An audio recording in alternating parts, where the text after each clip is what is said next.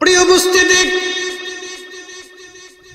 পৃথিবী থেকে আমরা সবাই কবরে চলে যাব, শূন্য হাতে কেউ কিছু নিয়ে যেতে পারবো না। রিজিক আল্লাহর দেওয়া, এই জন্য আল্লাহ বললেন وأنفقوا مما رزقناكم من قبل أن يأتي أحدكم الموت। বান্দা, তোমার মরণ আসার আগে আল্লাহর দেওয়া রিজিক থেকে তুমি আল্লাহর পথে তুমি ব্যয় করো। যদি ব্যয় না করো, فيقول ربي لولا أخرتني إلى أجل قريب। দুনিয়ার ভিতরে দুনিয়ার রুজি থেকে যারা আল্লাহর পথে ব্যয় করে না, খরচা করে না, কিপন কিপটে যারা জমা করে রেখে দিয়ে চলে যায়, আমার রব বলতেছেন, হে আমার বান্দা, শোনো শোনো, কিয়ামতের ময়দানে হাতের গোশতগুলি কামড়ায় টেনে টেনে টেনে টেনে ছিঁড়ে ফেলবে আর বলবে ফায়াকুল রব্বি, ও আমার রব, লাউলা আখারতানি ইলা আজালিন করিব, আমাদেরকে আবার দুনিয়াতে পাঠান, আবার দুনিয়াতে পাঠান, আবার পাঠান, ফাআসসাদাকা, বেশি বেশি করে সদকা দিব, ওয়া আকুম মিনাস সলিহিন, নেককারদের অন্তর্ভুক্ত হয়ে যাব। আল্লাহ বলবেন, বান্দা আর সুযোগ নাই, মরার আগেই দান করে যেতে হবে। জিন্দেগি তোর যায় ফাঁকি দিয়া রে সোনার আদম, জিন্দেগি তোর যায় ফাঁকি দিয়া। ও আদম রে,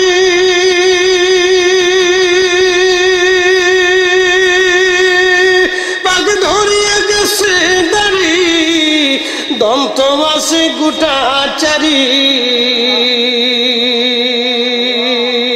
সমন জারি গিয়াছে করিয়ারে সোনার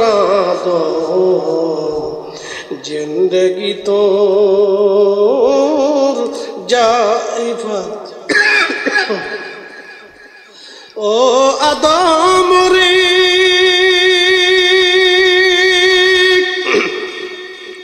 কামিনীর কোলেতে কাল ঘুমেতে রইলি তুই, সারা নিশি কাটাইলি তুই ঘুমাইয়া ঘুমাইয়া রে সোনার আদম, জিন্দেগি তোর যায় ফাঁকি দিয়া। মুহাম্মাদান আবদুহু ওয়া রাসূলুহু।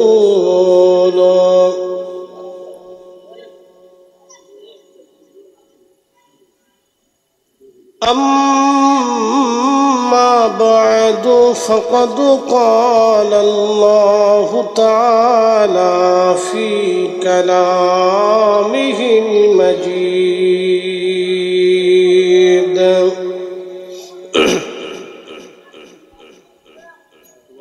كيف تكفرون بالله وكنتم أمواتا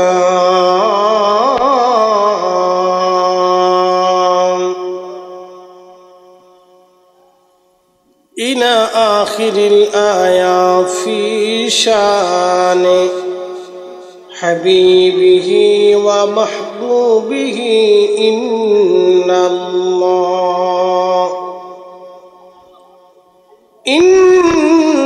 الله وملائكته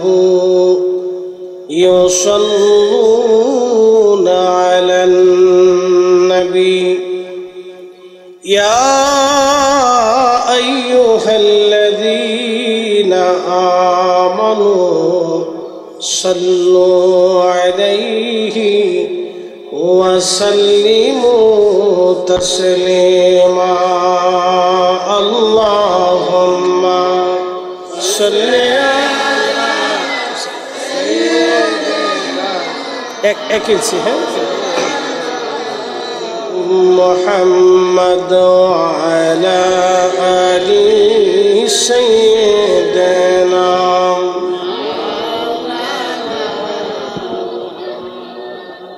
মোহব্বতে পড়েন দুরুদ ও আশিক ভাই বসিয়া এই না দুরুদ শুনেন গো নবীজি মদিনাতে থাকিয়া আল্লাহুম্মা সাল্লি আলা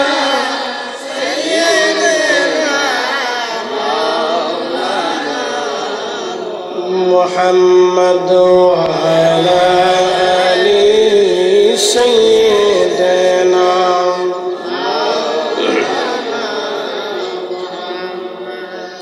যখন তোমার ডাক পড়িবে এ বাড়ি ঘর সারিতে আপন পোশাক খুলে খুলে সাদা কাফন পরাইবে আল্লাহুম্মা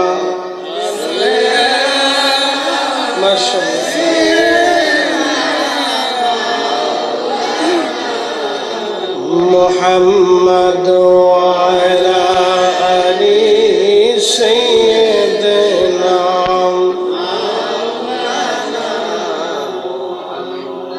লা ইলাহা ইল্লাল্লাহ লা ইলাহা ইল্লাল্লাহ লা ইলাহা ইল্লাল্লাহ লা ইলাহা ইল্লাল্লাহ লা ইলাহা ইল্লাল্লাহ হাসবি রাব্বি জাল্লাল্লাহ মা ফি কলবি গায়রুল্লাহ নূর মুহাম্মদ সাল্লাল্লাহ বলি নূর মুহাম্মদ সাল্লাল্লাহ করি লা ইলাহা ইল্লাল্লাহ লা ইলাহা ইল্লাল্লাহ লা ইলাহা ইল্লাল্লাহ লা ইলাহা ইল্লাল্লাহ মুহাম্মাদুর রাসূলুল্লাহ সাল্লাল্লাহু আলাইহি ওয়াসাল্লাম। বানাসোয়া সওদাগর পাড়া যুব সমাজের উদ্যোগে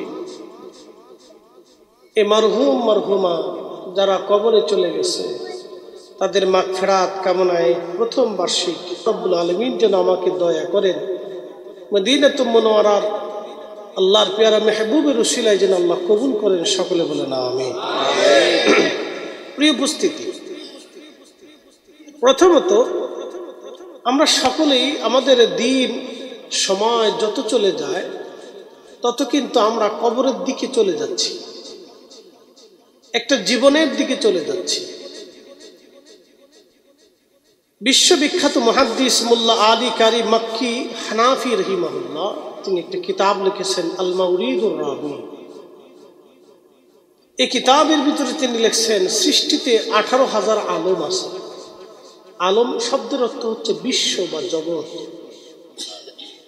আজকে আপনারা যে জগতে আমরা আছি এটাকে বলা হয় জড় জগৎ। দেখেন এই জড় জগতের একটা শরীয়তের পর্দা আছে, একটা সীমানা আছে, সীমানার বাইরে কিন্তু আমরা কেউ যেতে পারি না। যেমন আপনি হাজার স্বপ্ন ইচ্ছা থাকলেও আকাশে যেতে পারবেন না, আপনি হাজার স্বপ্ন ইচ্ছা থাকলেও পাতালে যেতে পারবেন না, আপনি হাজার প্রচেষ্টা করলেও সমুদ্রের গভীরে যে আপনি ফিরে আসা না আসার কোনো গ্যারান্টি দিতে পারবেন না। আপনার হাজার ইচ্ছা থাকা সত্ত্বেও আপনি ইচ্ছা করলে আগুনের ভিতরে যেতে পারতেছেন না, আপনি হাজার ইচ্ছা করলেও মেঘের ভিতরে আপনি ঢুকতে পারতেছেন না, আপনি হাজার ইচ্ছা করলেও মাটির নিচে কবরে কি হচ্ছে আপনি দেখতে পারতেছেন না। আপনি হাজার ইচ্ছা চেষ্টা থাকলেও আগামী মুহূর্তে আপনার তকদিরে কি লেখা আছে আপনি কিন্তু জানছেন না। সবই কার নিয়ন্ত্রণে? একসাথে একসাথে। তাহলে আমরা আল্লাহর কাছে দুর্বল, আমরা আল্লাহর কাছে দুর্বল। আমরা যদি কথাগুলি বুঝি তাহলে আগামীর পথ চলাগুলি আমাদের জন্য সহজ হবে। আমরা আল্লাহর কাছে বড় অসহায়। এই কোরআন আল্লাহর শাশ্বত বাণী, যদিও পুস্তিকাকারে আপনাদের সামনে উপস্থাপন করা হয়েছে, কিন্তু এটার ওজন কত জানেন? আল্লাহ, এটার ওজন কত আমি আপনাদেরকে বলছি। لو أنزلنا هذا القرآن على جبل لرأيته خاشعا متصدعا من خشية الله لو أنزلنا هذا القرآن حبيب উম্মতকে বলে দেন, এ কোরআন যদি আমি পাহাড়ের উপরে রাখতাম, আমি আমার মালিক আল্লাহ বলতেছেন হাবিব উম্মতকে জানান, আমার কালাম আমার বাক্য যদি পাহাড়ে নাজিল করতাম। প্রিয় কুমিল্লার মুসলমান, কথাগুলি খুব মনোযোগের সাথে শুনবেন আপনারা। আমার মালিক আমার আল্লাহ বলতেছেন হাবিব উম্মতকে জানান, এই কোরআন যদি আমি পাহাড়ের উপরে রাখতাম, লাউ আনসালনা হাদাল কুরআনা আলা জাবালিল লারাআইতাহু খাশিআন মুতাসাদ্দিআন মিন খাশিয়াতিল্লাহ।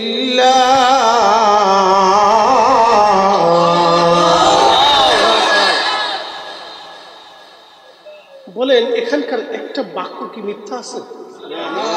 সত্য আমি আপনাকে বুঝাবো।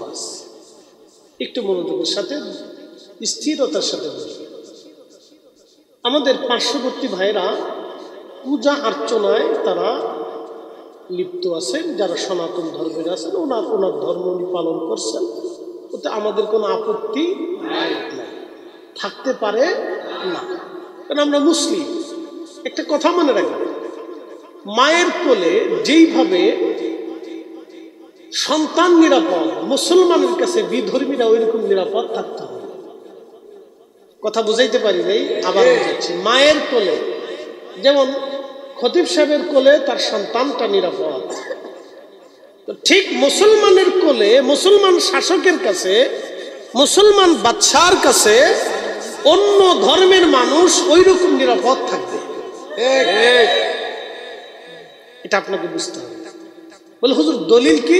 আল্লাহ রাসূল বলেছেন আস-সুলতানু দিল্লুল্লাহি ফিল আরদ, শাসকরা হচ্ছেন জমিনে আল্লাহর ছায়া।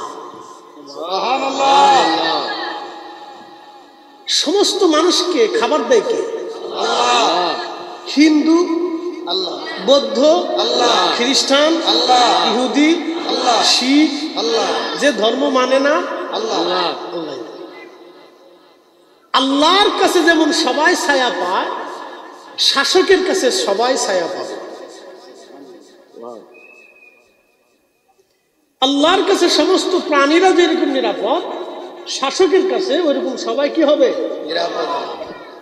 আগে যারা ছিলেন তারা ওইরকম নিরাপত্তা দিতে পারেন নাই বিদায় আল্লাহ তাদের উপর থেকে ছায়া সরাই নিয়ে গেছে। বেজার হবেন না, রাজনীতি যার যার বিষয়, আমি শুধু বোঝার জন্য বলতেছি। যদি আপনি মানব জাতিকে সবাইকে ছায়া দিয়ে রাখবেন, আপনার মতে থাকুক বিমতে থাকুক, আপনি তাকে ছায়া দিবেন। কারণ আল্লাহর মতে যারা আছে তাদেরকেও আল্লাহ খাবার দেয়, আল্লাহর মতের বাহিরে যারা চলে গেছে তাদেরকেও আল্লাহ খাবার দেয়। এটা বুঝতে হবে, হাদিস আপনাকে বুঝতে হবে। আর সুলতানু জিল্লুল্লাহি ফিল আরদ, আমি সুন্নি, আমি পীর অলি ভালোবাসি। কেউ যদি আমাকে জিজ্ঞেস করে যে হুজুর আপনি কি এদেশে ইসলামী হুকুমত কায়েম হোক আপনি চান, আমি কোরআন হাতে নিয়ে বলবো 100%, 100%। যদি এরপরও কোনো পার্সেন্ট থাকে তারপরও আমি চাই এদেশে কোরআনের আইন, রসুলের সুন্নতের আইন বাস্তবায়ন হোক, পার্লামেন্ট থেকে একবারে সমাজের পরিবার পর্যন্ত এটা পৌঁছায় যাক, এটা আমি চাই। শুধু আমি না, আমরা সব আলেমরা চাই। হুজুর কারণ কি? যদি আল্লাহ এবং তার রসুলের আইন বাস্তবায়িত হয় তাহলে আমার দেশে কোনো চুরি থাকবে না, দুর্নীতি থাকবে না, ভিখারি তার অধিকার বুঝে পাবে, অন্ধ তার অধিকার বুঝে পাবে, হিন্দু তার অধিকার পাবে, মুসলিম তার অধিকার পাবে, দরিদ্র তার অধিকার পাবে, কৃষক তার অধিকার পাবে, অসুস্থ তার অধিকার ফিরে পাবে, বিনা ঘুষে চাকরি হবে, বিনা ঘুষে চাকরি হবে, এবং খাবার যার স্থান পর্যন্ত পাট পাট ভাবে আল্লাহর আইনে বাড়ি পর্যন্ত শাসকরা পৌঁছাই দিতে বাধ্য হবে। একসাথে বলেন আল্লাহু আকবার। এই আল্লাহর আইন, এটা পৃথিবীর কোন মানুষের বানানো আইন এখানে নাই। এর ভিতরে কার আইন? আল্লাহ। পৃথিবী কার আইনে চলে? আল্লাহর। আকাশের বৃষ্টিটা কার আইনে হয়? আল্লাহর। কয়দিন আগে খুব বৃষ্টি ছিল না? খুব বৃষ্টি। বৃষ্টির কারণে কমিটির হয়তো অনেকেই চিন্তা এসে গেছিল যে হুজুর আমরা কি করব। ইমাম সাহেব জ্বালাতন করছে, মুয়াজ্জিন সাহেব বসে রয়েছেন, সভাপতি সাহেব আছেন, কিন্তু আল্লাহ আজকে আমাদেরকে বিনা দরখাস্তে, নিবেদনে, আবেদনে আল্লাহ আমাদেরকে সুযোগ করে দিচ্ছে। সুবহানাল্লাহ। প্রিয় উপস্থিতি, কুমিল্লাবাসী, আমি ন্যায় বুঝি, অন্যায় বুঝি না। আমি কেন ন্যায় বুঝি? আমার দেশের অনেক জমি খেকো আছে, ভূমি দস্যু আছে, যারা মানুষের জমিন নিয়ে যায় আর কোনোদিন জমিন ফিরে দেয় না, টাকাও দেয় না। কি কথা বলেন না? বালু খেকো আছে, বালু উঠিয়ে নিয়ে চলে গেল, আপনাকে টাকা কোনোদিন আর দেয় নাই। গরিব মানুষ আর টাকা কোনোদিন বুঝে পায় নাই। যদি আল্লাহর রসুলের আইনে দেশে থাকতো, আল্লাহর কসম করে বলি একটা বালু কণাও নেওয়ার অধিকার শক্তি কারো ছিল না।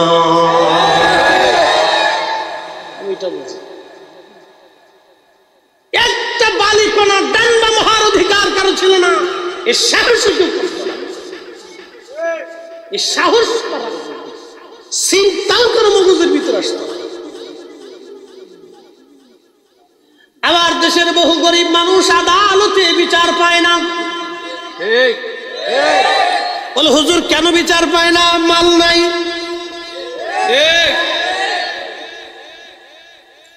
যেই দরিদ্র লোকটা আদালতের বারান্দায় বসে বসে নিভৃতে, যে মা বসে বসে কাঁদে,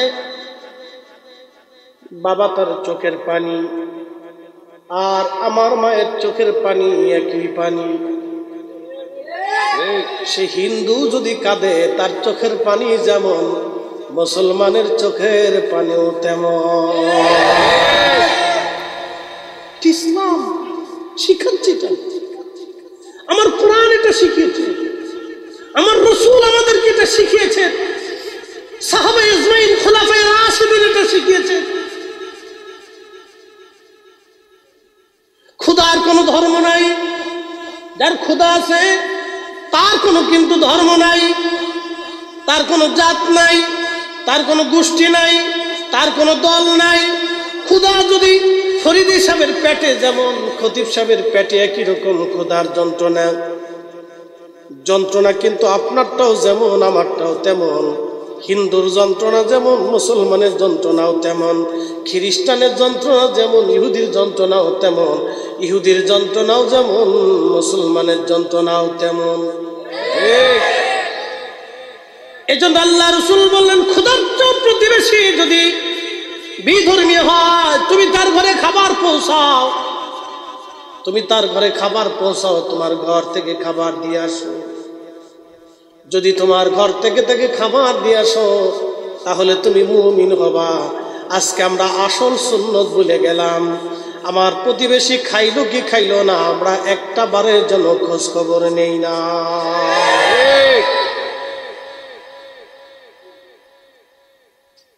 প্রশ্ন করি, জবাব দিবেন তো? অজুবিহীন সারা রাত্র যদি নামাজ পড়ি হবে? বুঝে বলছেন না না বুঝে বলছেন? বুঝে বলছেন। অজুবিহীন সারা রাত্র যদি নামাজ পড়েন তাহলে নামাজ হবে? বলে হুজুর কারণ কি? পবিত্রতা নাই। এখন প্রশ্ন করি, আপনার শরীর নাপাক সেই জন্য সারা রাত্র নামাজ পড়লেন, সারা রাত্র নামাজ পড়েছেন, নামাজ আপনার হলো না।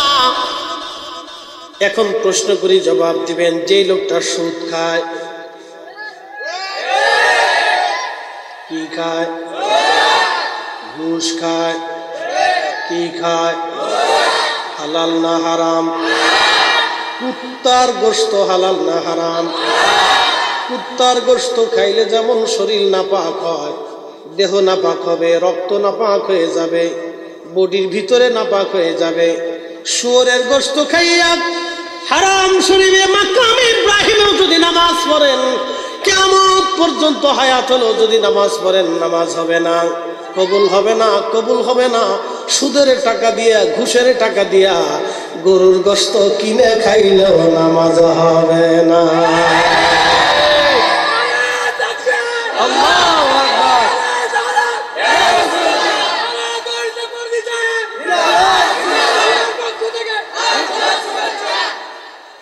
কথা কি আমার না আল্লাহ? হবে না। আমরা যদি এই দিন বুঝতাম, আসল ধর্মটা বুঝতাম, ৬৩ বছরের জীবনে আল্লাহর নবী একটা মিথ্যাও কোনোদিন বলেন নাই, ঠিক কিনা?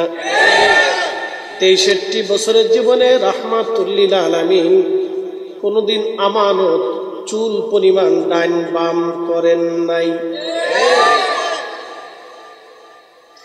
৬৩ বছরের জীবনে আল্লাহর নবী অন্যায় ভাবে কাউকে একটা থাপ্পড় পর্যন্ত মারেন নাই। খুব মনোযোগ দিবেন। সেই নবীর উম্মত আমরা, যিনি হাতে কলমে আমাদেরকে শিক্ষা দিয়ে গেলেন ইসলাম এবং মুসলমান কেমন হতে হবে। প্রিয় মুসলমান, কথাগুলি খুবই মনোযোগের সাথে শুনে যাবেন। আজ বাস্তবতা থেকে বলে দিয়ে যাই, বিশ্ববিখ্যাত আল্লাহর একজন ওলি ছিলেন, তার নাম হযরতে বু আলী কলমদর রহমাতুল্লাহ আলাইহি। বু আলী কলমদর, বু আলী কলমদরের পবিত্র মাজার হচ্ছে বর্তমানে ভারতের পানিপথ। পানিপথে কালেমার দাওয়াত দেওয়ার জন্য বু আলী কলমদর তিনি আসলেন পানিপথে কালেমার দাওয়াত দেওয়ার জন্যে। উনি যখন কালেমার দাওয়াত দিতে আসলেন, ওই এলাকা সনাতন হিন্দু অধ্যুষিত এলাকা। ওদেশের পানিপথের যিনি হিন্দু রাজা ছিলেন, তিনি মিটিং বসে গেলেন। মিটিং এর মধ্যে তিনি বললেন, এই মুসলমানকে এই জমিন থেকে তাড়ায় দাও, মুসলিম দরবেশকে তাড়ায় দাও।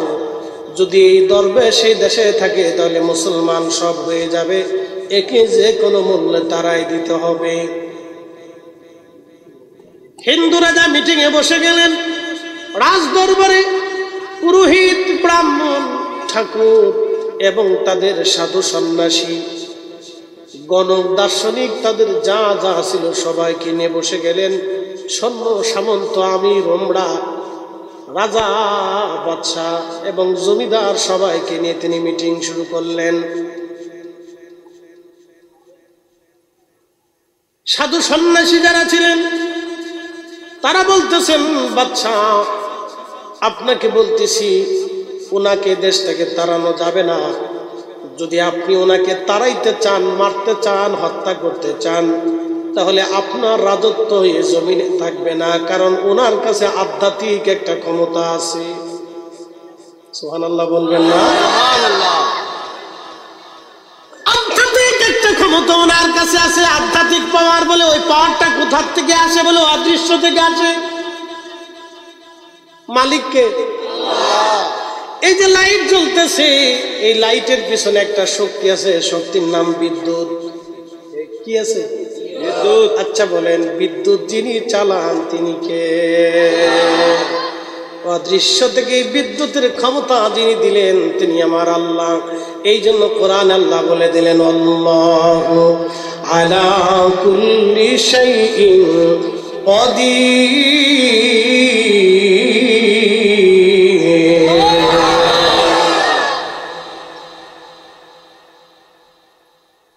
আল্লাহর কোরআন বলল, হাবিব উম্মতকে জানান সমস্ত শক্তির মালিক মালিক আমি আল্লাহ, মালিক আমি আল্লাহ। আপনাদের সামনে যিনি কথা বলতেছেন তিনি বক্তা ফরিদি সাহেব। ওনার ভিতর থেকে যিনি অদৃশ্যভাবে শক্তি কাজ করেন মালিককে।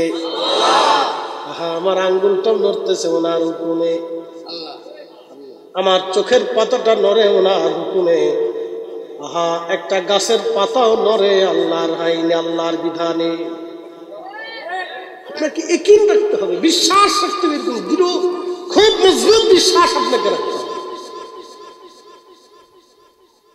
পানিপথ প্রান্তরের বিরাট বড় বাদশা তিনি বলে, অদৃশ্য শক্তি কোথার থেকে আসে? সাধু সন্ন্যাসীরা বললেন, বাদশা অদৃশ্য থেকে একটা শক্তি ওনার কাছে আসে, উনি অনেক বড় পাওয়ারফুল, ওনার সাথে পারা যাবে না। বলে, তাহলে এই শক্তি কিভাবে ধ্বংস করা যায় আগে বলো। সন্ন্যাসীরা বলল, মুসলমান হারাম খায় না, মুসলমানকে যদি হারাম খাওয়াইতে পারেন তাহলে এই শক্তি তার ধ্বংস হয়ে যাবে। বলে, মুসলমান কি খায় না? বলে, মুসলমান শুয়োরের গোশত খায় না। সন্ন্যাসী বলল, মুসলিম শুয়োরের গোশত খায় না, আপনি যদি তারে শুয়োরের গোশত খাওয়াইতে পারেন তাহলে বোয়ালি কলমদরের আধ্যাত্মিক ক্ষমতা আর নিমিষেই শেষ হয়ে যাবে। আমরা আস্তে করে জমিন থেকে তারাই দিব, তারা আর কোনো পাওয়ার থাকবে না। আজকে আমাদের শক্তি নেই, কারণ কি জানেন? আমাদের ভিতর একটা নজেল আছে না, নজেল, যে নজেলের ভিতর দিয়ে আপনার তৈল পাঁচ হয়। এই জন্য ইঞ্জিনে যতই আপনি চিপ দেন, স্টার্ট করেন, চাবি মারেন, তো হচ্ছে না। কারণ কি? নজেল নষ্ট হয়ে গেছে। আমাদের নজেল নষ্ট হয়ে গেছে, নজেল নষ্ট হয়ে গেছে। আরে মুসলমানের নজেল ছিল শাহজালাল আমিনী মুজাররিদি, এমন একটা নজেল এসেছিলেন, এখানে বসে সারা বাংলার জমিনে কালেমার পতাকা উড়িয়ে দিয়েছিলেন। এরকম সারা পৃথিবীতে যত সুফিরা এসেছিলেন এক স্থানে বসে বসে থেকে কালেমার পতাকা তারা উড়িয়েছিলেন। তিনারা শুধু তসবিহ টেপেন নাই, হাতে তলোয়ার নিয়ে জাম করেছেন। কথা বলে ঠিক না?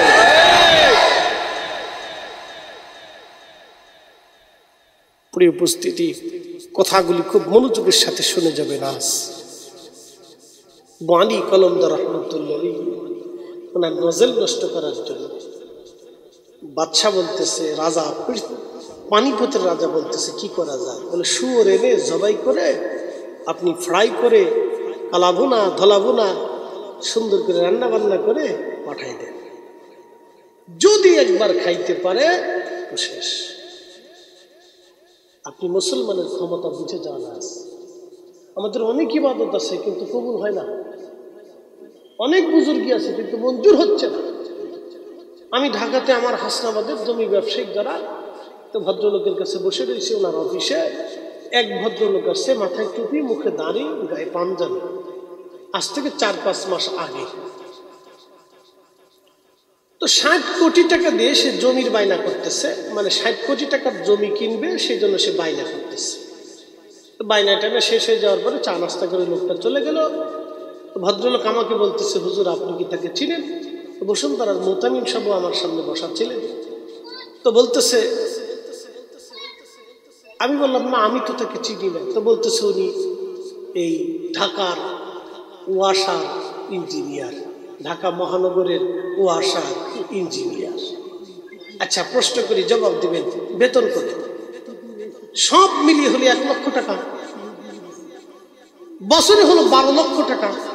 ওনার ফ্যামিলির খরচা আছে ধরেন 6 লক্ষ টাকা, ওনার অতিরিক্ত থাকে 6 লক্ষ টাকা। তো বছরে যদি 6 লক্ষ টাকা সে রুজি করে, তাহলে এই 60 কোটি টাকা হতে হলে কত বছরের দরকার হয়?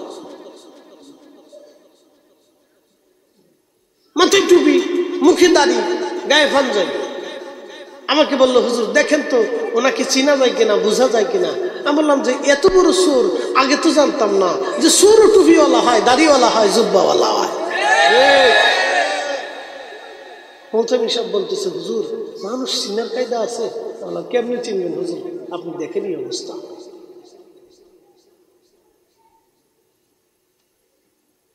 আচ্ছা আপনারা বলেন তো, যদি আল্লাহর কোরআন ও রসুলের সুন্নতের বিধান দেশে থাকতো, ওই বেটা 60 কোটি টাকা নিতে পারে? হ্যাঁ, কথা কর না কেন, নিতে পারে? রাস্তা ভাঙ্গা থাকতে পারে? হ্যাঁ। এই জন্য ঢাকা শহরের একজনে বাথরুম করলে আরেকজনের ঘরে ঢুকে যায়, রাস্তার কোনা ভাঙ্গা, এই পাশে পানি জমলে, বৃষ্টি নামলে পানি জমে মাজা পর্যন্ত জমে যায়। কারণটা কি? কারণ হলো এটাই। আমরা উচিত কথা বললে আপনারা বলবেন যে হুজুররা কথা ভালো বলে না, হুজুর কথা হচ্ছে না, আপনি ওয়াজ করেন। ওয়াজ তো আমি ঠিকই করতেছি, আপনাকে বোঝানোর জন্য বলতেছি। বাবা, আসল ধর্ম বুঝে যান। নবী 40 বছরে কোরআন নাযিল হওয়ার আগ পর্যন্ত আল্লাহর নবীর কাছে কোরআন তখনও আসে নাই, কোরআন তখনও নাযিল হয় নাই। তখন আল্লাহ রাসূল একটা মিথ্যা বলেন নাই, কোন নারীর দিকে কোন নজরে তাকান নাই, আল্লাহর নবী জীবনে আমানত নষ্ট করেন নাই, অন্যায়ভাবে থাপ্পড় মারেন নাই।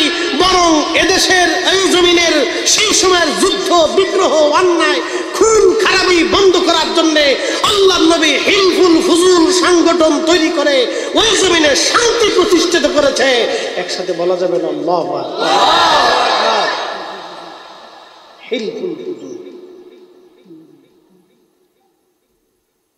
আপনাকে রসুলের জীবনের দিকে যদি তাকান, আর কারো জীবনের দিকে তাকানো লাগে না। প্রিয় উপস্থিতি,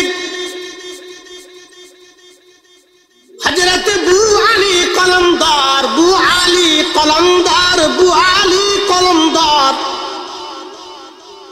অনেক বড় আল্লাহর ওলি, পানিপথে ওনার মাজার, পানিপথের বাদশা। সুন্দর করে শুয়োর এনে জবাই করে রান্না করে গরুর গোশত চালাইয়া লোক লস্কর দিয়া খুব সম্মানের সাথে হুজুর বু আলী কলমদার রহমাতুল্লাহ আলাইহির বারগাহে পাঠাই দিলেন।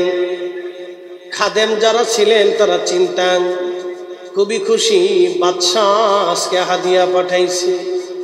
এদেশের বাদশাহ বুঝি বু আলী কলমদারের ভক্ত হয়ে গেছে।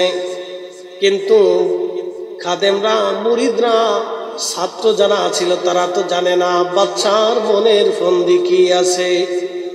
আমাদের কাছে যেমন মোবাইল আসে, মেসেজ আসে, বসে আছি, কেউ মেসেজ করবে, ফরিদি সাহেব আমি অমুক জায়গায় বেড়াইতে গেছি, আপনারা কেউ দেখলেন না কিন্তু আমি দেখলাম। আমার স্ত্রী মেসেজ দিয়ে বললেন, এই তুমি কোথায় আছো, কখন আসবো, আমাকে দিও। আমি শুধু দেখলাম, আপনারা কেউ দেখবেন না। এখন তো মোবাইলে মেসেজ আসে, কিন্তু সেই সময় আল্লাহর ওলিদের কাছে আল্লাহর পক্ষ থেকে আধ্যাত্মিক ভাবে তাদের কালবে মেসেজ আসতো। কথা বলেন ঠিক কিনা? খাবার সামনে বু আলী কলমদার রহমাতুল্লাহ আলাইহি খাবার খাবে, আল্লাহর পক্ষ থেকে মেসেজ আসছে, বন্ধু খাবার খাইও না, এই খাবারটা গরুর গোশত না, এটা শুয়োরের গোশত। যদি খাও আমি রব্বে করিম তোমার সব নিয়ামত উঠাই নিয়ে চলে আসবো। বু আলী কলমদার ডাক দিয়ে বলল, বেটারা সাবধানে খাবারে হাত দিবা না, এ খাবার হালাল না রে বেটারা, এই খাবার হালাল না, এটা গরুর গোশত না, সবটুকুনি শুয়োরের গোশত। হারাম খাওয়াইয়া বু আলী কলমদারের ক্ষমতা আধ্যাত্মিক পাওয়ার এবং আধ্যাত্মিক আল্লাহর নিয়ামত চিজ করে নেওয়ার জন্য পানিপথের বাদশাহ কাজ করেছে। বু আলীর কাছে রব্বে করিমের পক্ষ থেকে মেসেজ এসে গেছে, সংবাদ এসে গেছে। একবার জোরে বলা যাবে কি আল্লাহু আকবার।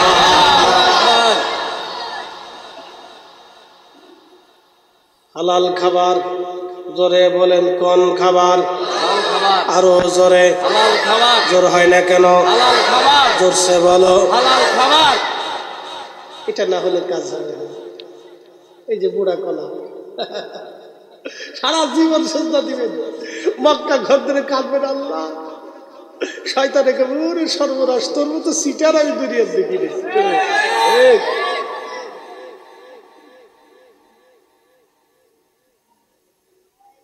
কাজ হবে না।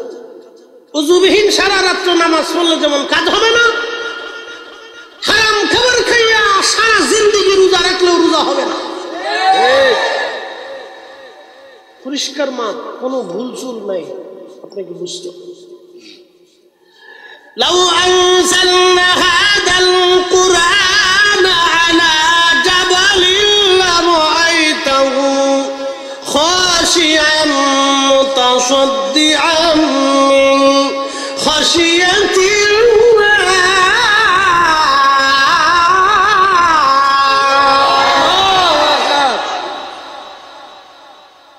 রব্বুল আলামিন ডাকতে বলতে যাবি উম্মতকে বলেন, এই কোরআন যদি আমি পাহাড়ের উপরে নাজিল করতাম, আপনি দেখতেন ক্ষুধার ভয়ে পাহাড় গলে গলে গলে গলে মিসমার হয়ে যাইত। যদিও পুস্তিকা আকারে আপনাদের সামনে উপস্থাপন করা হয়েছে, কিন্তু ওজন বিরাট ওজন। বুঝিয়ে দিয়ে যাচ্ছি কোরআন কিভাবে সত্য। আপনি খুব স্থিরতার সাথে আজ কোরআনের সত্যতা বুঝে নেবেন। আপনাকে বুঝাচ্ছি কোরআন কিভাবে সত্য হলো। এই কোরআনে আল্লাহ বলেন, কুল্লু নফস, এমন কোন জীবন নাই রে, দাইকাতুল মউত, মরণের স্বাদ আস্বাদন করতে না হবে। সৃষ্টির মধ্যে যার জীবন আছে তাকে মরা লাগবে। সমুদ্রের গভীরে একটা তিমি মাছ আছে, যাকে নীল তিমি বলা হয়। 110 মণ করে প্রত্যেক দিন সে খাবার খায়। 110 মণ আল্লাহ তারে খাওয়ায়। শত শত বছর ধরে সমুদ্রের নিচে সে রাজাগিরি করে। শত শত বছর ধরে সমুদ্রের নিচে সে দাপট দেখিয়ে বেড়ায় নীল তিমি। কিন্তু দিন শেষে কুল্লু নাফসিন দাইকাতুল মাউত, এই তিমিটাও মরণের কোলে ঢলে পড়ে যায়। হাজিরিন, খুবই মনোযোগ দিবেন। কোরআন কত সত্য করে বলে দিল। বিজ্ঞান গবেষণা করে জানাইলো পৃথিবীতে 4 লক্ষ প্রজাতির জীব জীবন আছে। 4 লক্ষ প্রজাতির জীব জীবন আছে পৃথিবীর মধ্যে। এমন কোন জীব জীবন নাই রে তার মরণের স্বাদ আস্বাদন করা না লাগে। 1450 বছর আগে কোরআনে আমার রব আমাদেরকে জানিয়ে দিলেন, বান্দা তোমাকে মরতেই হবে। কুল ইন্নাল মাউতাল্লাযী তাফিরুনা মিনহু ফাইন্নাহু মুলাকীকুম। একদিন মাটি পালায় চলে যায়, গাড়ি থেকে পালায়, শুধু পালায়, মরণ থেকে সবাই বাঁচতে চায়। আল্লাহ ডাকতে বলেন, হাবিব বলে দেন, ফাইন্নাহু মুলাকীকুম, মৃত্যু তার সাথে মোলাকাত করবে। প্রশ্ন করি, জবাব দিবেন। ফরিদি সাহেব আপনাদের সামনে কথা বলতেছে, হায়াত শেষ, 1 সেকেন্ডও পৃথিবীতে থাকার আর সুযোগ নাই। ওয়ালা ইউআখিরুল্লাহু নাফসান ইযা জাআ আজালুহা। আল্লাহ ডাক দেয়া বলেন, বান্দারে তোমার হায়াত শেষ হয়ে যাবে, 1 সেকেন্ডও পৃথিবীতে থাকার আর তোমার কোনো সুযোগ নাই।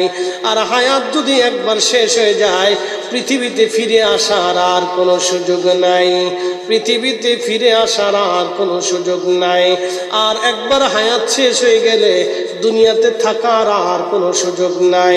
জবাব দিবেন, আপনাদের পাশে গোরস্থানে আমতলায় জামতলায় কত মানুষ কবরে চলে গেল।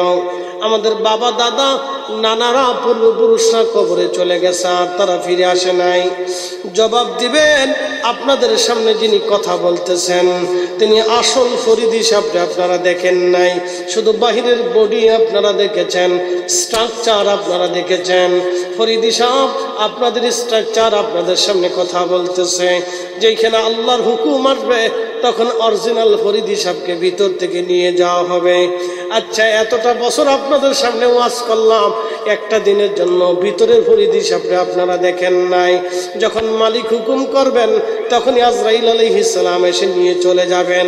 যাকে নিয়ে হলো তাকেও দেখা গেল না, যিনি নিয়ে গেলেন মালাকুল মউত তাকে দেখা গেল না। যেই জগতে নিয়ে যাওয়া হচ্ছে সেই জগতও দেখা গেল না, যার হুকুমে নিয়ে যাওয়া হলো তাকেও দেখা গেল না।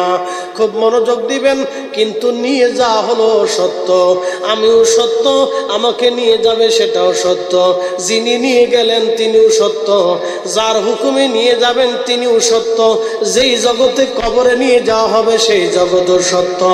কি কথা কন না কেন, ঠিক কিনা? তাহলে বলেন এই কোরআনের বাক্যে কোনো ভুল আছে? হ্যাঁ হ্যাঁ জোরে বলেন, আছে? আছে? ইসলামের মতো বিশুদ্ধ ধর্ম আর পৃথিবীতে একটাও। আপনাকে যদি আমি প্রমাণ দিতে থাকি তো সারা রাত্র দিতে পারবো, আপনি বুঝতে হবে। শুধু স্থিরতার সাথে বুঝবেন। আবার বলি, আমার ভিতরের অরিজিনাল ওনাকে কি দেখা গেছে?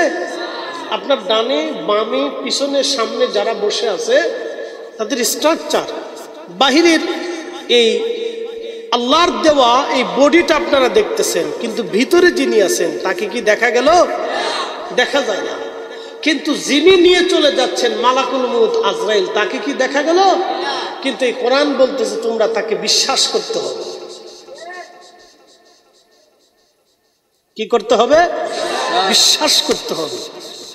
যাকে নিয়ে যা হলো তাকেও দেখা গেল না, যিনি নিলেন তাকেও দেখা গেল না, যেই জগতে নিবেন সেই জগতে দেখা গেল না, যার হুকুমে নিলেন তাকেও দেখা গেল না। কিন্তু তিনি বলতেছেন ইন্না লিল্লাহ, নিশ্চয় আমরা আল্লাহর জন্য, ওয়া ইন্না ইলাইহি রাজিউন, আমরা আবার সবাই আল্লাহর কাছেই ফিরে চলে যাব। একসাথে বলা যাবে আল্লাহু আকবার। ফিরে যাব কার কাছে? কার কাছে? আল্লাহও দেখা গেল না, জগতও দেখা গেল না, কিন্তু যিনি নিলেন তাকেও দেখা গেল না, যাকে নেওয়া হলো তাকে দেখা গেল না। কিন্তু তিনি আসলেন সত্য, 60 বছর পৃথিবীতে বিচরণ করলেন, তিনি দুনিয়ার থেকে চলে গেলেন, দেখা গেল না, তাকে নিয়ে যা হলো দেখা গেল না। তার মানে বোঝা গেল মানব জীবন সত্য, মানুষ সত্য, যাকে নিয়ে যা হলো সে সত্য, যে নিল সেও সত্য, যে জগৎ নিল সেই জগৎও সত্য, যে মালিকের হুকুমে নিল সেই মালিকও সত্য। কিয়ামতের ময়দানে আবার দাঁড় করানো হবে, সেই কিয়ামতের মাঠও সত্য, বিচারের পরে হয় জান্নাত না হয় জাহান্নামে পাঠানো হবে, এটাও সত্য। আমরা মায়ের রেহেমে ছিলাম, এটাও সত্য। মায়ের রেহেমে আসার আগে রুহের জগতে ছিলাম, এটাও সত্য। তার মানে আল্লাহ রসুলের বাক্য একটাও মিথ্যা না, আল্লাহর কোরআনের একটা শব্দ মিথ্যা না। কথা বলেন ঠিক না? এত বিশুদ্ধ ধর্ম পাওয়ার পরে একটু আলহামদুলিল্লাহ বলা যাবে না? এক বেদুই এসে বলতেছে, ইয়া রাসূলুল্লাহ, আপনি নাকি নবী? বলতেছে হা। অ্যাটেনশন, ইয়া রাসূলুল্লাহ, না ইয়া রাসূলুল্লাহ বলেন, ও মুহাম্মদ আপনি নাকি নবী? বলে হা। কি করে বিশ্বাস করবো যে মুহাম্মদ তুমি নবী? বলে কি এমন দেখলে তুমি বিশ্বাস করবে বেদুইন বলো তো? বলে মুহাম্মদ, ওই যে গাছ আছে মরুভূমিতে, আপনার যে দেখবেন আরবে বিভিন্ন জায়গায় কিছু কিছু গাছ আছে, মরুর ভিতরে, পাহাড়ের ভিতরে, কোনাতে, বালির ভিতরে গাছ বেঁচে আছে। আচ্ছা বলেন তো বাসায় কে? সর্বনাশ, কি গরমের গরম, বাপরে বাপ। গরমে এবছর যারা হজ করছে, আমার হজে আমার তাঁবুর পাশে এক মিশরি হাজি ছটফট করে মরে গেল গরমে, ছটফট করে গরমে মরে গেল, প্রচন্ড গরম। এরকম লু হাওয়া না, থাক থাক থাক থাক, লু হাওয়া, প্রচন্ড গরমে হাজি মরে গেল। বাপরে বাপ, কি গরম, আরবের গরম, ৪৫-৫০ ডিগ্রি সেলসিয়াস। পানির পর পানি খাইলেও তৃষ্ণা নিবারণ হয়, এমন গরম। তো বেদুইন এসে বলতেছে, মুহাম্মদ সাল্লাল্লাহু আলাইহি ওয়াসাল্লাম, ওই গাছ যদি তোমার কালেমার সাক্ষ্য দেয় তাহলে বুঝবো তুমি লোক। আল্লাহ রাসূল বলছেন, বেদুইন তুমি যে গাছের কাছে দাঁড়ায় বলো, হে গাছ, তোমাকে আল্লাহর নবী তলব করেছে। সুবহানাল্লাহ, জোরে সুবহানাল্লাহ, আরো জোরে সুবহানাল্লাহ। আমার ধর্ম যে সত্য এটা আপনাকে বুঝতে হবে না। আপনি কেন হালাল খাবেন, আপনি কেন এই আল্লাহর আইনে নিজের জীবনকে পরিচালিত করবেন, এটাকে আপনাকে বুঝতে হবে। বুঝলে আপনার ভিতরে ইয়াকিন তৈরি হলে তখন অটোমেটিক আপনাকে আর কারো হুজুরের ওয়াজ করা লাগবে না, আপনি আপনার ভিতর থেকে ওয়াজ আসবে। আপনাকে বুঝতে হবে যে আমি কেন এই ধর্মটা মানব, কেন এই কোরআনের বিধান মেনে চলবো, কেন আল্লাহ রসুলের সুন্নতের বিধান আমি জীবনে মেনে চলবো, এটাকে আগে বুঝতে হবে। মুহাম্মদ সাল্লাল্লাহু আলাইহি ওয়াসাল্লাম, বেদুইন যে গাছের কাছে দাঁড়িয়ে বলল, গাছ, আল্লাহর নবী তোমাকে তলব করেছে। মুস্তাদরিক হাকিম লিসাইয়াইনি ইমাম হাকিম রাহিমাহুল্লাহ লেখেন, আস্তে করে গাছটা ডান দিকে একটা মোচড় দিয়ে তার সমস্ত শিকড়গুলি উঠায় ফেললো, বাম দিকে আর একটা মোচড় দিয়ে ডান পাশের সমস্ত শিকড়গুলি উঠাইয়া গাছের শিকড় বেয়ে বেয়ে মানুষের মতো হেঁটে হেঁটে হেঁটে হেঁটে আল্লাহর হাবিবের সামনে গাছ এসে দাঁড়ায় গেল।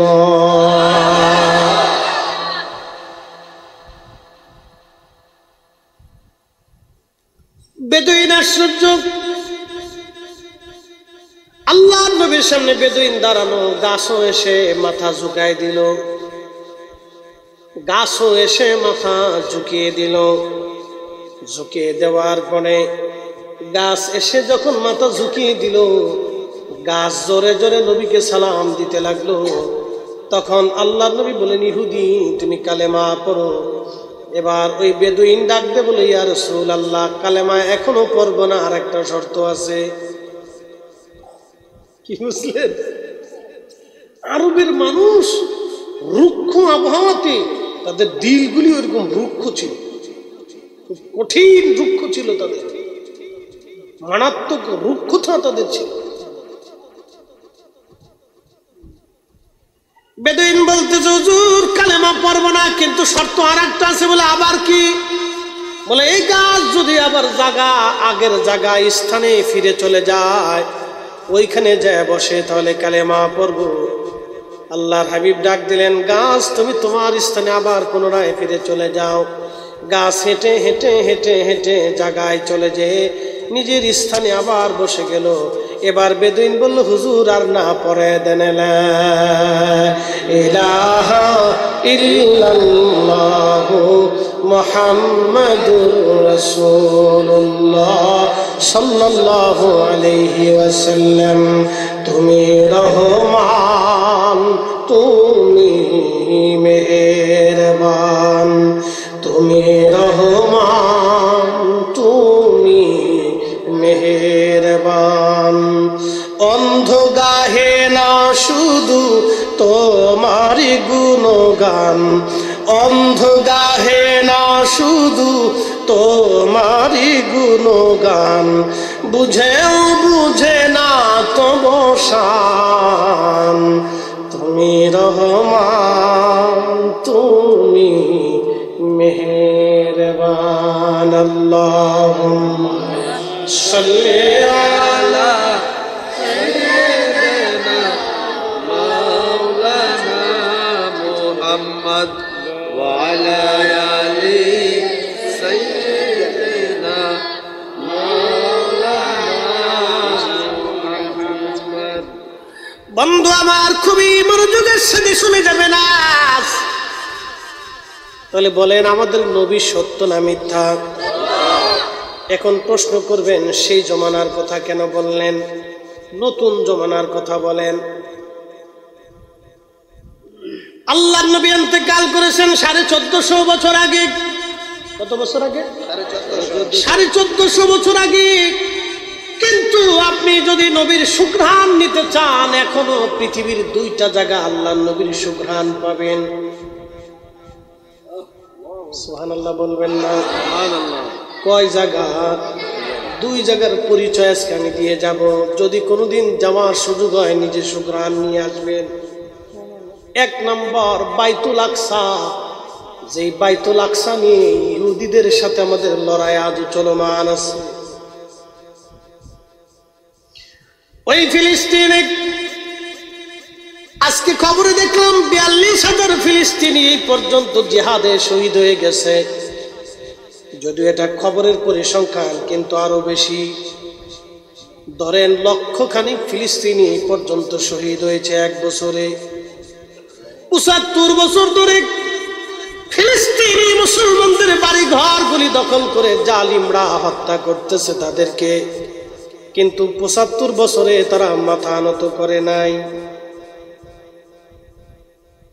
বলো হুজুর কারণ কি? ওই জমিনে সাইয়্যিদুনা ইব্রাহিম আলাইহিস সালাম ঘুমিয়েছেন। ওই মসজিদ যিনি তৈরি করেছিলেন তেনার নাম হযরতে ইয়াকুব আলাইহিস সালাম। তেনার বাবার নাম হযরত ইসহাক আলাইহিস সালাম।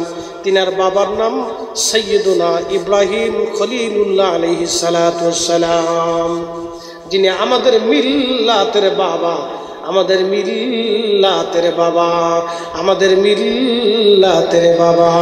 মিল্লাত আবিকুম ইব্রাহিম ওয়া সাম্মাকুমুল মুসলিমিন।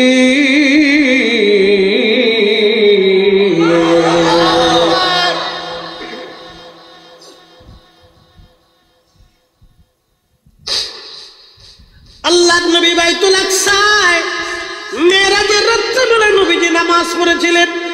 বিশ্বাস হয়? জোরে জোরে জোরে জোরে জোরে। আচ্ছা বলতেছি, যদি না হয় সন্দেহ থাকে তো বলে দিচ্ছি। আল্লাহর হাবিব নামাজ শেষ করার পরে বোরাকের পিঠে চড়বে, একটা পাথর এসে নবীকে সালাম দেয়। নবীজি বললেন, পাথর কেন তুমি আমাদের সালাম দাও? বলে হুজুর বহু বছর আপনার অপেক্ষায় দাঁড়ানো। বাবাজি, আমরা আহলে সুন্নাত ওয়াল জামাতের অনুসারী যারা আছি, আমাদের কথা কাজকে আপনারা ছোট করে দেখবেন না।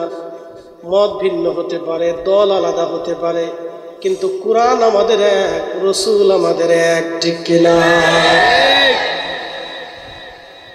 আমাদের দলীয় সংগঠন ভিন্ন হতে পারে, কিন্তু কুরআন আমাদের এক, রাসূল করিম আমাদের এক। পাথর এসে রাসূলকে সালাম দেয়। নবীজি বলেন, পাথর কেন দাঁড়ানো? বলি ইয়া রাসূলুল্লাহ, বহু বছর ধরে আপনার অপেক্ষায় আমি দাঁড়ানো আছি, শুধুমাত্র আপনার পবিত্র কদম মোবারকের ধুলির আশা। কবি কাজী নজরুলের কথাটাকে ছোট করে দেখতে পারেন না, কত চমৎকারে তিনি লিখেছেন। আমি যদি আরব হতাম মদিনারি পথ, সেই পথ দিয়ে হেঁটে যাইতেন নূর নবী হাজরাত, নূর নবী হাজরাত।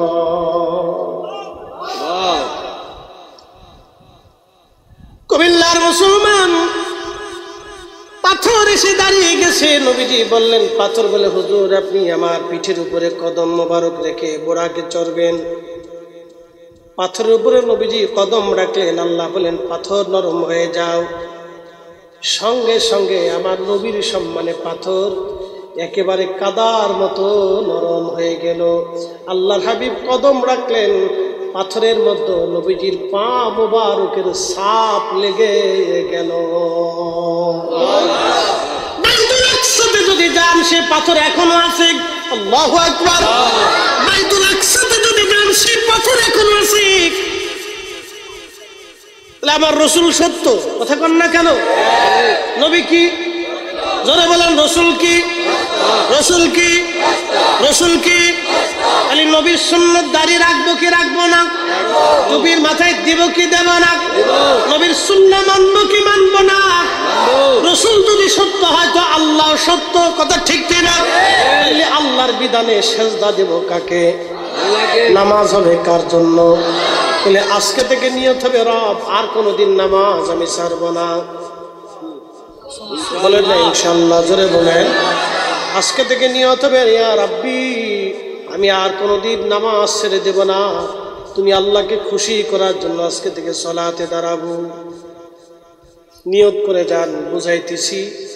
সেই পাথর থেকে 1450 বছর পরে এখনো সুঘ্রাণ আসে। আপনি যান বাইতুল আকসাতে, আপনার ঠিকানা দিয়ে দিলেন, যান। ওখানে দাঁড়াইলে ভিতর থেকে অটোমেটিক সুঘ্রাণ আসতে থাকে। 1450 বছর পরে আল্লাহর নবীর মহান মুজিজা যদি দেখতে চান বাইতুল আকসার এই পাথরের পাশে দাঁড়ান। 1450 বছর পর নবীর মুজিজা দেখবেন। বলে হুজুর আর একটা কোথায়? আর একটা বেশি দূরে যাওয়া লাগবে না, মদিনাতে যান। বলে কোন জায়গা? উহুদে চলে যান। আমি নিজে রাজ সাক্ষী, আমার সঙ্গে 4-5 জন আলেম ছিল এই বছরে। বিশ্বনাথ আলিয়া কামিল মাদ্রাসার প্রিন্সিপাল ছিলেন এবং ফেসুগঞ্জ আলিয়া কামিল মাদ্রাসার ভাইস প্রিন্সিপাল সাহেব ছিলেন। আমরা একই রুমে থেকে হজ করেছি। সিলেটের 2 জন প্রিন্সিপাল আমার সঙ্গে ছিলেন, তারা বড় আলেম।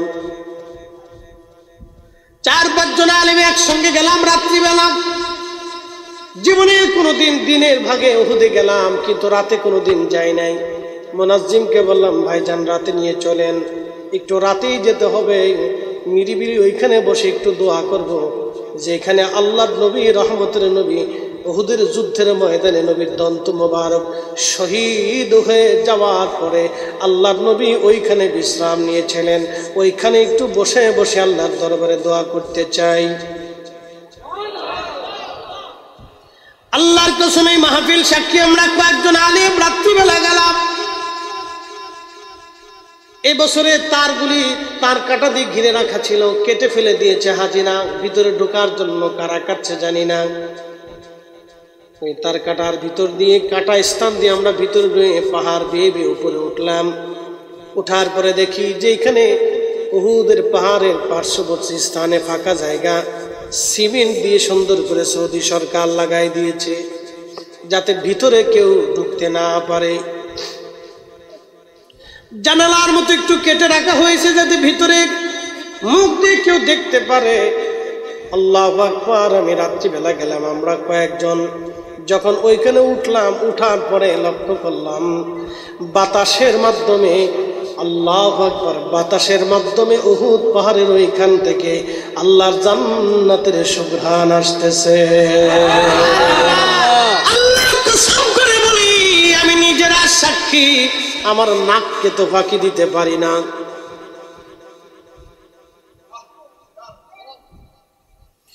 আমরা 4-5 জন আলেম চোখের পানি চলে আসলো, স্থির থাকতে পারলাম না। কারণ কি? এত সুঘ্রাণ কোথা থেকে আসে, কেন আসে? যিনি হজের গাইডলাইন ছিলেন তিনি বললেন আমি 30 বছরে প্রায় হজ করায় কোনোদিন আসি নাই, আজকে জীবনের প্রথম রাত্রিবেলা আসছি। এখানে এত সুঘ্রাণ আমাদের নসিবে কোনোদিন হয়নি, আজকে আমি পেলাম। ওইখানে যাওয়ার পরে বাবাজি বাস্তব থেকে বলতেছি ঘ্রাণ সুঘ্রাণ আসতেছে বাতাসে। চিন্তা করলাম সুঘ্রাণ এত কেন? ঠিক সিমেন্টে লাগানো ফাঁকা জায়গাগুলি উঠে মাথা ভিতরে ঢুকায় দেখলাম সর্বনাশ, যেখানে আল্লাহর নবী বিশ্রাম করেছিলেন ওইখান থেকে অটোমেটিক আল্লাহর বেহেশতের সুঘ্রাণ আসতেছে। দীর্ঘ অনেক সময় এশার নামাজ পড়লাম, নফল পড়লাম, মুনাজাত করলাম, দোয়া করলাম, কুরআন তেলাওয়াত করলাম, দুরূদ শরীফ পড়লাম, মিলাদ শরীফ পড়লাম। ওইখানে দীর্ঘ সময় আমরা যত সময় বসেছিলাম তত সময় আল্লাহর বেহেশতের ঘ্রাণ আসতে লাগলো। যদি আপনি বাস্তব নবীর মুজিজা দেখতে চান, 1450 বছর পরেও যদি আপনি সুঘ্রাণ পেতে চান, ওইখানে যায় দেখবেন এখনো সুঘ্রাণ ওইখান থেকে আসে। জোরে বলবেন কি মারহাবা। সত্য না মিথ্যা? সত্য। কোরআন সত্য না মিথ্যা? নবী সত্য না মিথ্যা? কবর সত্য না মিথ্যা? আখিরাত সত্য না মিথ্যা? পরকাল সত্য না মিথ্যা? তাহলে আজকে থেকে নিয়ত করে যাবেন, আল্লাহর নামাজ ছাড়বো না, হারাম খাবো না, নামাজ ছাড়বো না, হারাম খাবো না, নামাজ ছাড়বো না, হারাম খাবো না। নিয়ত করে যাবেন। ইচ্ছা অনিচ্ছা আপনার বাবাজি। কবর কিন্তু বাস্তব, যেতেই হবে, কোনো উপায় নেই, কারো সাথে। কত রাজা মহারাজা কবরে চলে গেছে, কবরের চিহ্ন পর্যন্ত পৃথিবী থেকে মুছে গেছে। তাদের কবরের পাশে গরু গাধারা ঘাস খায়, কিন্তু তাদের আর কোনো ক্ষমতা আজকে নাই। বাবাজি, আমরাও কবরে চলে যাব, হারিয়ে যাব কবর দেশে। আমরা মহাজগতের দিকে রওনা হয়ে যাব। কোন জগৎ? আল্লাহর কোরআনে বলে দিলেন, আল্লাহ জাযাউহুম ইনদা রাব্বিহিম জান্নাতু আদনিন তাজরি মিন তাহতিহাল আনহার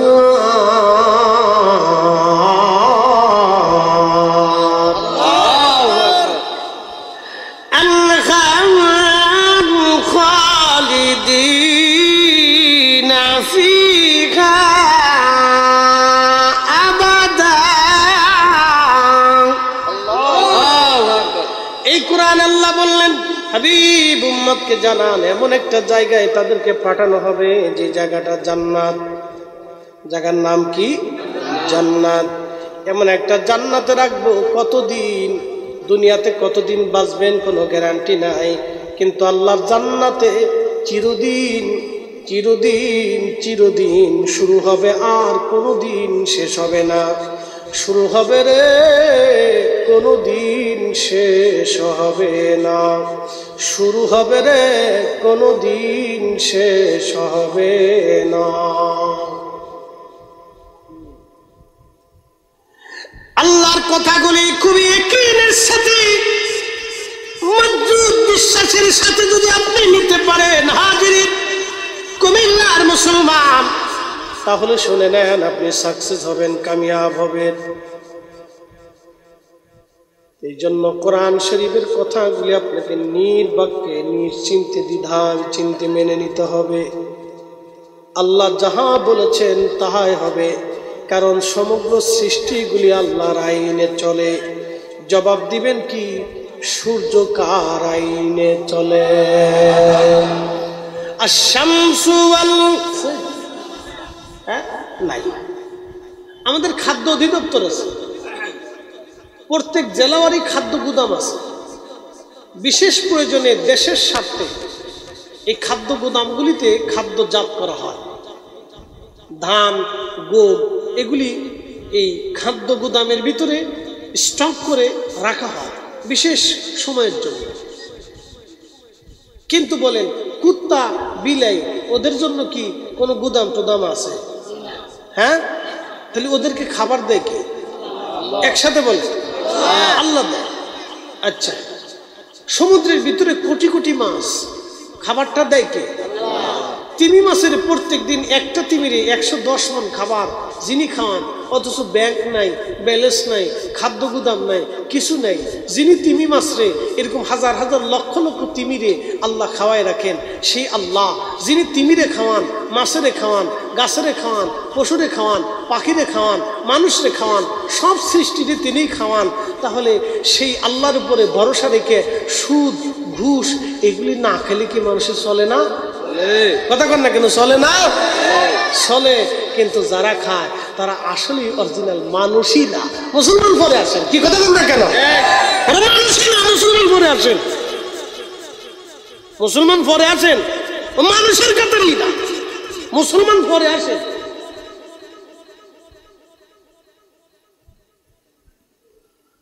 প্রিয় মুসলমান, খুব মনোযোগ দিয়ে, একটা কুকুর আল্লাহর আইনে চলে, বলে হুজুর আল্লাহর আইন কি? এই কুত্তাটাকে আল্লাহ নিজে সৃষ্টি করে দিলেন, আল্লাহ কুত্তার একটা আইন দিয়ে দিলেন, তুমি জনগণের মধ্যে থাকবা। আপনি শিয়াল যদি যতই খাবার খাওয়ান, যতই লালন পালন করেন, শিয়াল দিয়া মুরগি পাহারা দিতে পারবেন না, কারণ শিয়াল আল্লাহর আইনে জঙ্গলে থাকে, আর কুত্তা আল্লাহর আইনে মানুষের বাড়ি ঘর পাহারা দেয়। আপনি জঙ্গলের বাঘ এনে মুরগি গরু পাহারা দেওয়াইতে পারবেন না, কারণ আল্লাহর আইনে বাঘ জঙ্গলে বসবাস করে, আর বাড়ি পাহারা দেওয়ার জন্য আল্লাহর আইনে কুত্তা বিলাই আপনার ঘরে থাকে। আপনি ইচ্ছা করলে ইঁদুর দিয়ে সুন্দর করে খাওয়াইয়া আপনার ঘর পাহারা দেওয়াইতে পারবেন না, কারণ ইঁদুররা আল্লাহ আইন দিয়ে দিছে, তুই গেরস্তরে ওই কাইটা কুইটা খাইয়া দিয়া সাপ করে দিবি, আর আল্লাহ বিড়ালরে আইন দিয়ে দিছে, তুই ইঁদুর দাবড়াইয়া তোর মালিকের বাড়ি ঘর পরিষ্কার করে রাখবি।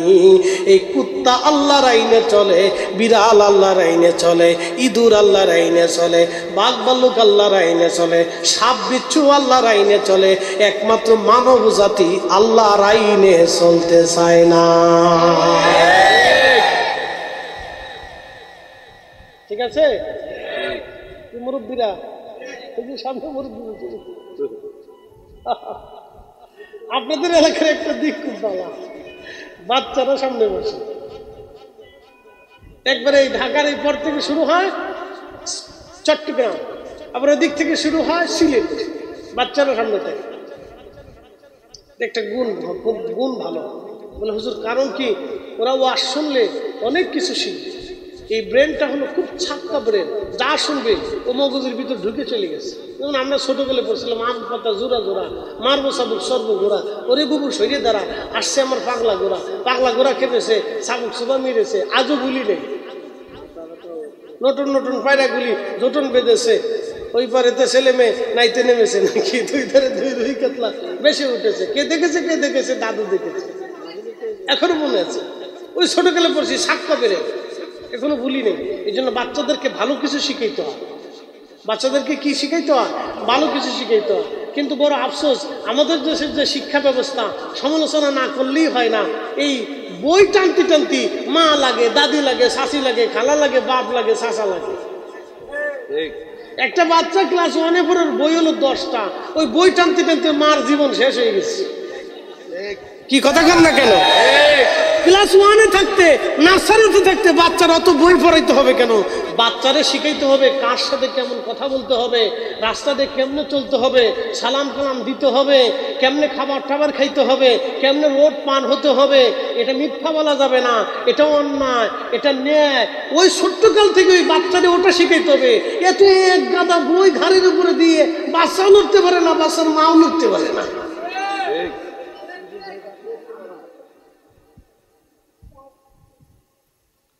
ওই ছোট্টকালে বাচ্চাকে যদি আপনি হক বেহক, ন্যায় অন্যায় বুঝাই দেন, তাহলে একবারে মরার একদিন পর্যন্ত ন্যায় অন্যায় বুঝতে থাকবে।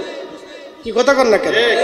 যার কারণে আমাদের দেশে ডিসি সাহেব, এসপি সাহেব, টিএনও সাহেব, অফিসার, এই বিশেষ কমপ্লিট করা সচিব সাহেব, অমুক সাহেব তমুক সাহেব, দেখেন এত লেখাপড়া করার পরে ঘুষ খায়।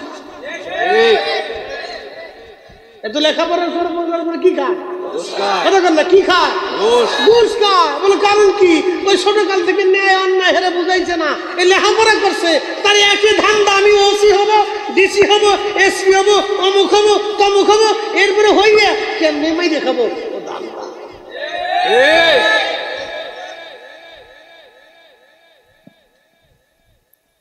আমার কথা রাগ করলে কিছু করার নাই। বাস্তব শিক্ষা থেকে বাচ্চারা দূরে চলে যাচ্ছে। আপনি দেখবেন তো, একটা পরিবার, যে পরিবার খুব ভদ্র, তার বাচ্চাগুলো খুব ভদ্র হয়। পরিবার থেকে শিখে, বাবা থেকে শিখে, মা থেকে শিখে, চাচি থেকে শিখে, খালা থেকে শিখে, ফুফু থেকে শিখে। পরিবেশে বাচ্চাদের, মানুষের মাইন্ডের চেঞ্জ হয়ে যায়। এই আপনি একটু দেখেন তো, আমেরিকাতে চলে যাবেন, ইউরোপে চলে যাবেন, কোনো খাবারে আপনি ভেজাল পাবেন না। কোনো খাবারে কি পাবেন না? ভেজাল পাবেন না। বলে কারণ কি? ওদের বাচ্চাদেরকে ছোটকাল থেকে ওইভাবে শিখে, ওরা কোনো খাবারে ভেজাল দিবে না, পচে যাবে কিন্তু খাবারে ভেজাল দিবে না। আর বাংলাদেশে যা অবস্থা ওটা বলে লাভ নাই। টুপি মাথায় দিয়ে ফরমালিন মারতেছে, চাচা করেন কি? না ওষুধ দিতেছি।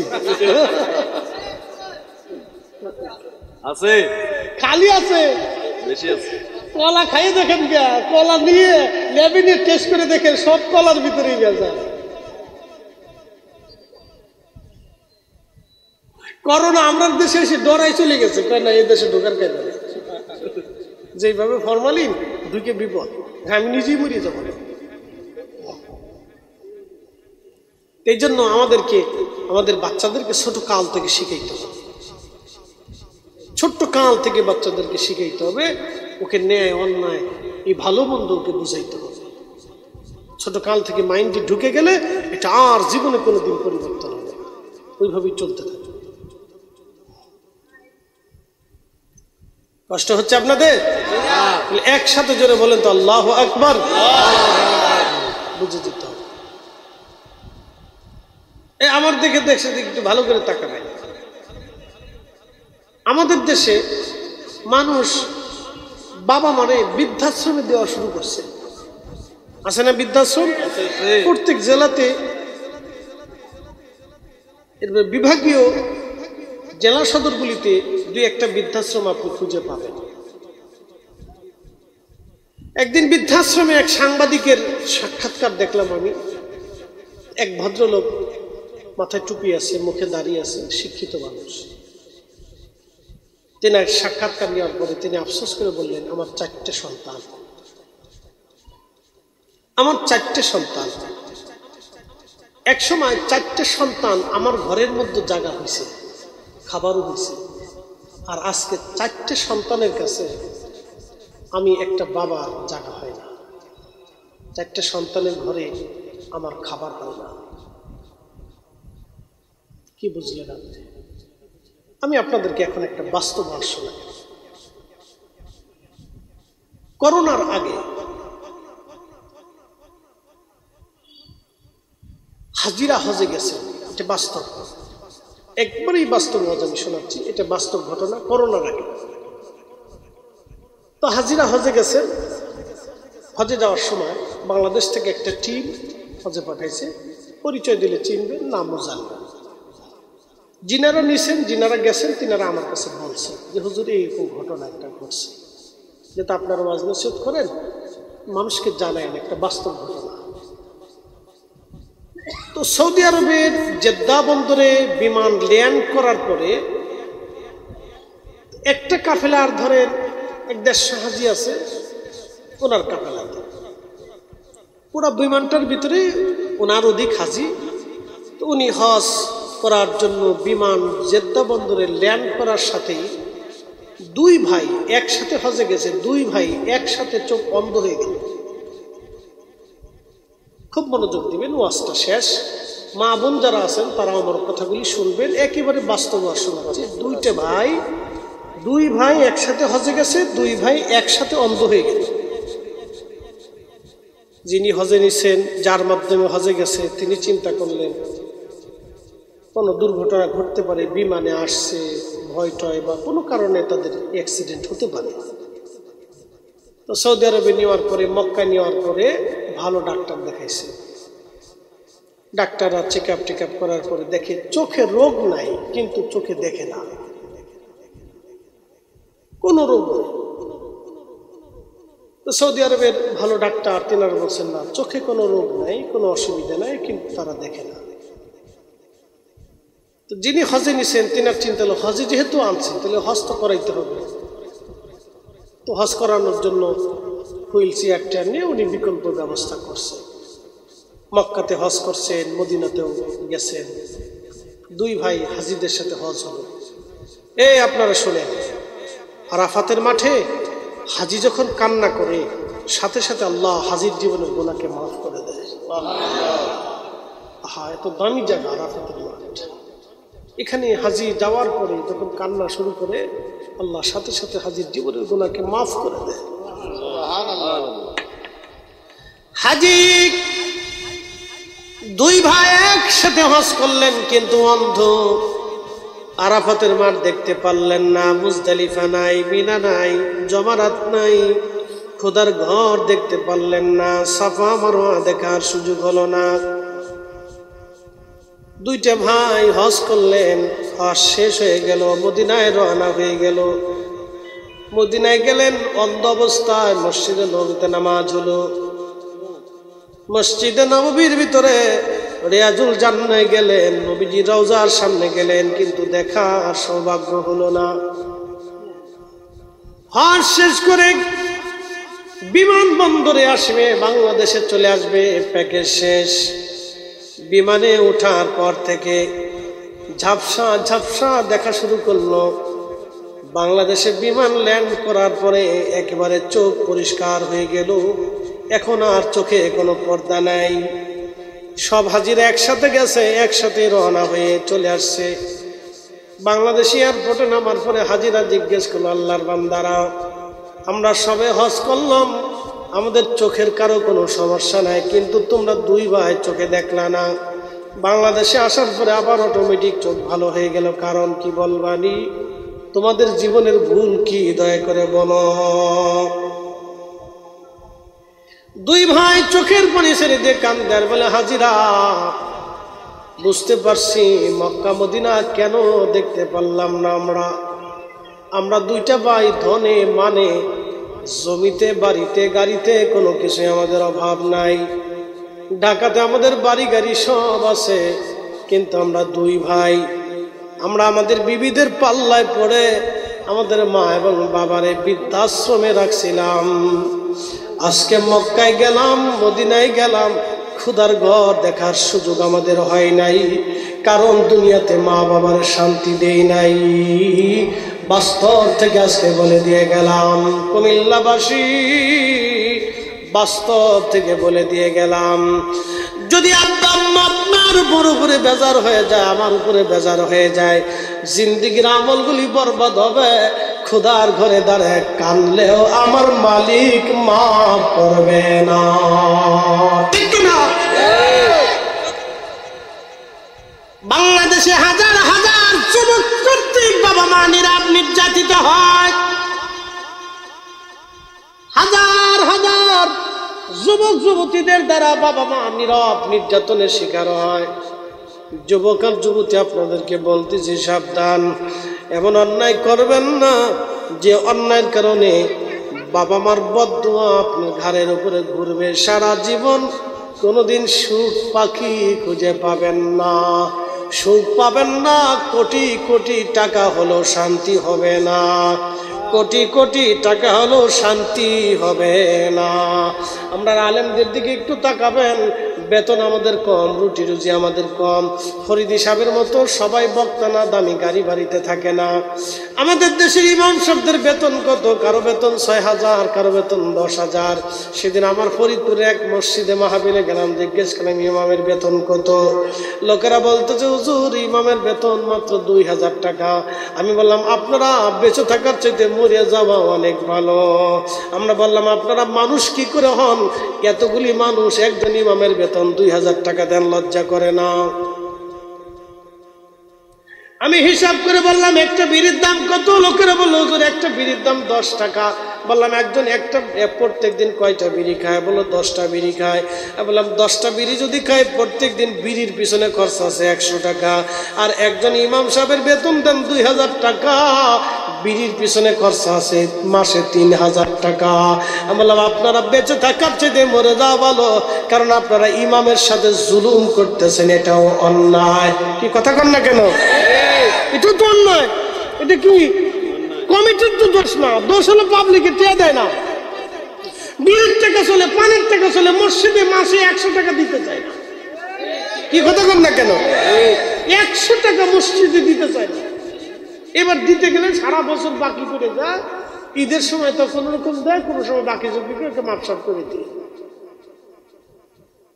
সে আর ইমাম সাহেবের পিছনে নামাজ পড়ে মনে করেছে আমি বেহেশত পেয়ে গেছি। না না, ইমাম ঠকাইয়া বেহেশত যাইতে পারতেছেন না, ও চিন্তা করেন না, এটাও জুলুম, এগুলো অন্যায়। ন্যায় যেটা, এটা করতে হবে, ন্যায় সঙ্গত কাজ করে। আল্লাহ আমাদের তৌফিক দান করুন, বলেন আমিন। বেশি লম্বা করব না মোহতারাম, আমরা বিদায়ের সময় মোনাজাতের পালা চলে আসছে। মা বোনরা যারা শুনতেছেন কথাগুলি খুব মনোযোগ দিবেন।